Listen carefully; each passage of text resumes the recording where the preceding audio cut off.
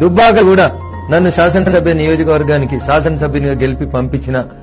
6 నెలల కాల పరిమితి లోపల సిద్దిపేట భూమి తీసుకుంటే ఎన్ని పైసలు ఇచ్చారు, గజ్వేల్ భూమి తీసుకుంటే ఎన్ని పైసలు ఇచ్చారు, మల్లన్న సాగర్ లో భూమి కోల్పోయిన వాళ్ళందరూ కూడా ఎన్ని పైసలు ఇచ్చేయకపోతే నేను రిజైన్ చేసి పోతాను.